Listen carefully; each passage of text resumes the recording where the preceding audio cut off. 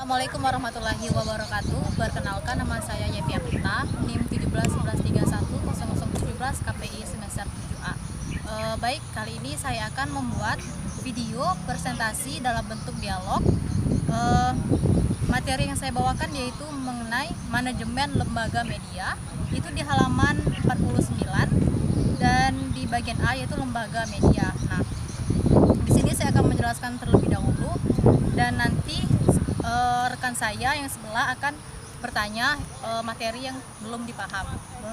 Baik, di sini kita akan membahas lembaga media. Nah, dari pasal 1 ayat 2 Undang-Undang Nomor 40 tahun 1999 itu menyatakan bahwa perusahaan pers atau media merupakan sebuah badan hukum di Indonesia yang berhak menyelenggarakan usaha pers yang terdiri dari perusahaan media, cetak, kantor berita, media elektronik, serta berbagai jenis perusahaan media lainnya yang bertugas secara khusus untuk menyelenggarakan penyiaran adapun menyalurkan informasi. Lalu itu ada manajemen. Jadi manajemen merupakan suatu kegiatan yang digunakan untuk mencapai tujuan, tentunya dengan bantuan orang lain atau memanfaatkan orang lain. Setiap orang terlibat dalam manajemen wajib membantu dan proses penyampaian tujuan. Lalu itu ada beberapa definisi manajemen menurut para ahli. Lalu yang pertama itu ada Stoner menjelaskan bahwa manajemen merupakan proses perencanaan, pengorganisasian, pengarahan, pengawasan, serta penggunaan sumber daya organisasi untuk mencapai tujuan yang ditetapkan sebelumnya. Lalu selanjutnya ada Wayne Mondi hampir mirip dengan definisi manajemen dari Stoner, yakni manajemen sebagai proses perencanaan, pengorganisasian, pengaruh, serta pengawasan demi tercapainya suatu tujuan yang tentunya melalui koordinasi penggunaan sumber daya manusia itu sendiri. Nah, jadi dari pandangan lainnya itu mengenai definisi manajemen, yakni suatu proses yang digunakan untuk memperoleh dan mengombinasikan sumber daya manusia, keuangan, informasi maupun fisik demi mencapai tujuan utama dari suatu lembaga atau organisasi.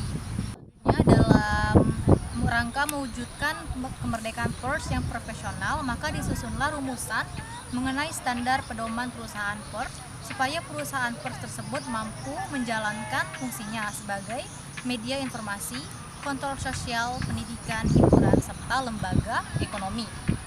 Standar pedoman perusahaan pers jika didasarkan pada undang-undang adalah sebagai berikut, yaitu pertama ada kantor berita, lalu yang kedua itu ada wartawan, ketiga surat kabar, lalu yang keempat itu ada berita, dan di poin berita itu ada 3 komponen. Yang pertama itu ada Undang-Undang Nomor 40 Tahun 1999, lalu yang kedua itu ada kode etik jurnalistik, lalu yang terakhir itu ada 3 itu ada Code of Conduct. Baik, itulah tadi materi yang saya sampaikan mengenai manajemen lembaga media. Itu di poin A ada lembaga media. Nah, jadi di sini kita masuk ke sesi pertanyaan. Baik, mungkin saudara Dela silakan bertanya mengenai manajemen lembaga media itu di poin lembaga media tadi.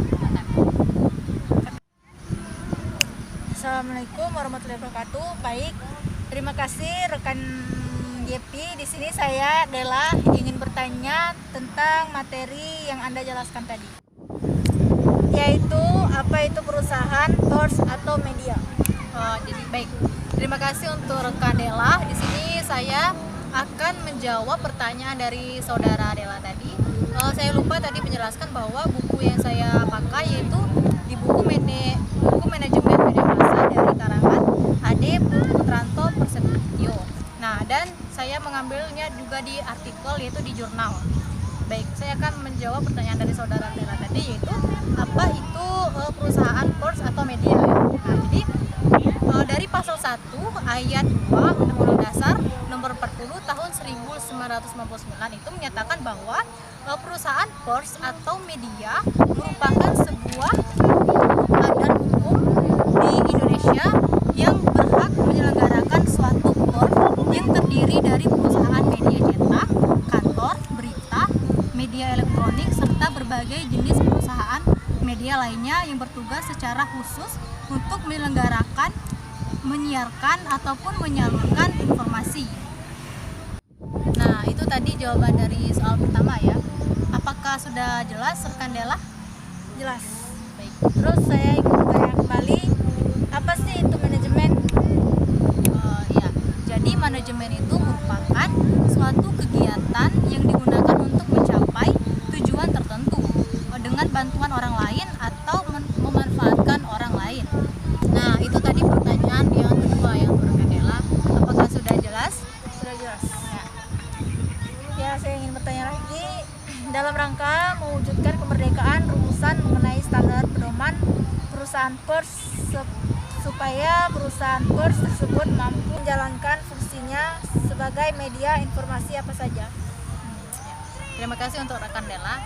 Jadi tadi sudah saya jelaskan ya di materi bahwa itu tuh ada 5 poin.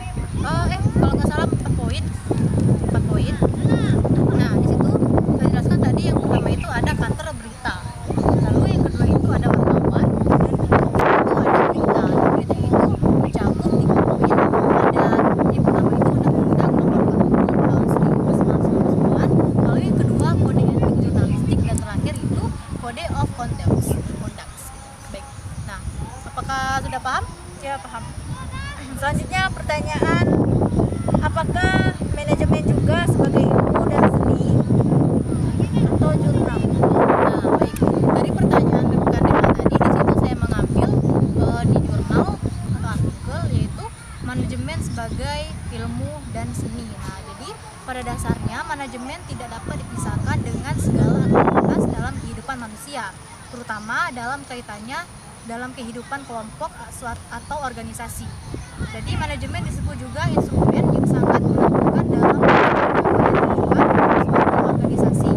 Hal tersebut disertai dengan alasan-alasan tertentu sebagai dasar untuk menjelaskan istilah manajemen sesuai dengan dalam perkembangannya, manajemen terus mendapat perhatian terutama di kalangan pakar, serta menjadi bahan kajian menuju satu disiplin ilmu tersendiri. Nah, jadi manajemen merupakan objek kajian yang mengalami perkembangan yang begitu pesat yang ditandai dengan munculnya berbagai teori seputar manajemen itu sendiri. Baik, seperti itu Dela. Jadi, apakah saudara Dela sudah paham mengenai pertanyaan yang telah rekan Dela ajukan tadi? Ya, saya sudah paham. Ya, baik. Terima kasih untuk rekan Dela telah memberikan pertanyaan. Baik, mungkin itu saja yang dapat saya sampaikan di materi kali ini mengenai manajemen lembaga media di poin A lembaga media. Baik, terima kasih. Baik, jika ada kesalahan dalam penyampaian materi, saya mohon maaf dan kepada Tuhan saya mohon ampun. Terima kasih. Wassalamualaikum warahmatullahi wabarakatuh.